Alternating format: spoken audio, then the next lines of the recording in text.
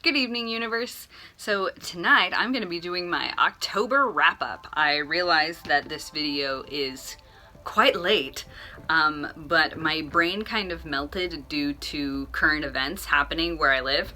So that's the end of my excuse. Anyway, in the month of October, I started with reading a whole bunch of Fruits Basket. It was really the only thing that I wanted to read, the only thing appealing to me.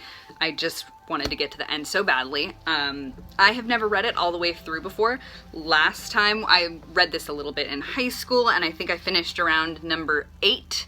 There are a total of 12 volumes in the collector's edition. I don't know where that would have broken off in the original editions, but I finally got to finish it, and it definitely took me by surprise in a couple of spots, but I absolutely loved it. I think it's overall, Fruits Basket is a great series with interesting emotional beats, character development, a cool art style, and a fun story. I will say that the story is more of a backdrop for the character work that's going on. So if you're not into character stuff and you really just want a plot that's like go, go, go, go, go, this is not the series for you. But if you want really in-depth character stuff and emotional changes over time, then definitely check out Fruits Basket. The 3 main characters are super interesting and super fun to follow. I am kind of sad that it's over. There were some bits and pieces that I would have liked to see a little bit more of, but I understand why she cut it off where she did. This is by Natsuki Takaya, by the way. I understand why she ended it where she did. I was interested in picking up Fruits Basket Another, which is like a little series that follows this one, I think. I thought it was like an epilogue series that would follow the same characters that we followed in the main series, at least a little bit, but it didn't look that way when I was checking it out. So I'm not really that interested in it currently. I might pick it up later. If you're a fan of Fruits Basket and you've read Fruits Basket Another, please let me know what you thought, and if you thought it was like a good companion to the series or anything like that. I do want to check out Natsuki Takaya's other works. She has Lizelati and the Witch's Forest. And I adore witches, so that seems like a good fit for me. There's also something called Twinkle Stars, which I'm interested in checking out.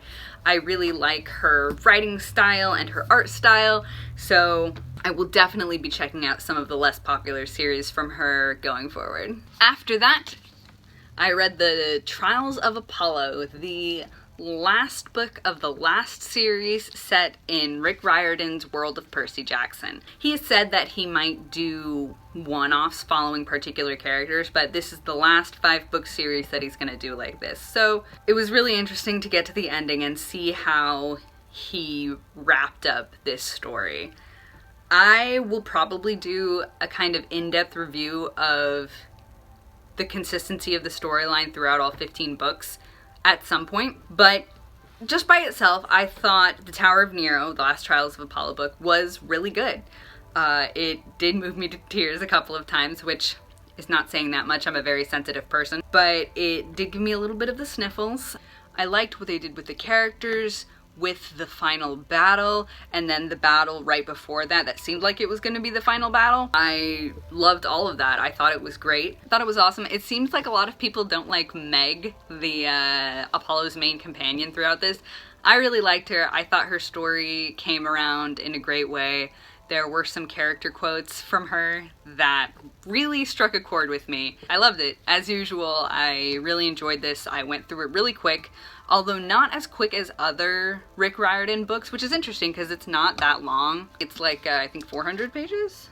Yeah, almost exactly 400 pages. So it's not like it's his biggest book or anything like that, but I went through a little bit slower. I think I was probably trying to prolong the ending a little bit, but very satisfied with the ending of this book. I thought it was great. And if you happen to not know about the Trials of Apollo series, basically Apollo gets, what's the word I'm looking for? banished by Zeus from Olympus and has to live as a 16-year-old boy named Lester. He has like a demigod babysitter basically who's allowed to be in charge of him. When she gives him a direct order, he has to obey it. He's compelled to. And so it follows Apollo as he tries to win his godhood back. And I have to say, I adore Apollo as a main character. I think overall my favorite was still the ensemble cast from Heroes of Olympus, but I think the Trials of Apollo were also really solid. Alright, and finally I read Chainbreaker. This is book 2 in the Timekeeper series by Tara Sim, and if you follow this channel, you will have heard me mention it before because I kept saying that I was going to read it and then I didn't. This time I finally did, and I'm fine with having waited. I'm not trying to steal Reed Cindy's signature, I promise. I don't fully remember what I was saying, so I'm just gonna kind of start again. Chainbreaker, book 2 of the Timekeeper series by Tara Sim. It was great. I adored it. There was at the beginning just like a little bit of a part where I didn't feel 100% as drawn in as I did in Timekeeper, but once you get past the first couple of pages, it pulls you right in. If you remember the lore from the world of the first book, then you'll immediately been drawn in because, without spoiling it, basically something happens that seems antithetical to what we've been told about how the magic of this world works. So a lot of people are immediately wondering what's happening, how this is happening, and the main character gets sent off on an adventure to learn more about it and see what's going on. It was awesome. I loved the development of the characters. Once again, the main character is great, but in particular, I felt the side characters were fleshed out in really interesting ways. We get some lore about the world and the history of it that is really interesting, fascinating, and pretty dark. So I'm really excited to see where she goes in the third book with all of this.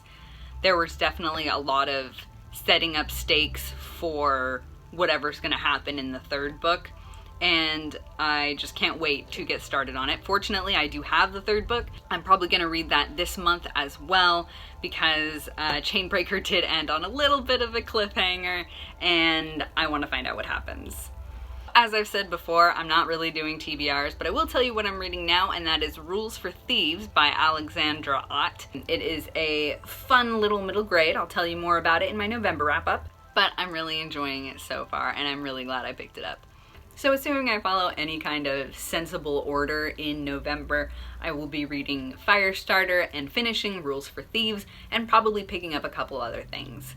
Thank you so much for joining me for this wrap-up of all my reads in October. Please let me know if you've read any of these books, how you're feeling about them. I especially am interested to hear from other Percy Jackson fans to see how you felt the ending was handled. That's pretty much all I came to say. So, have a good night, universe.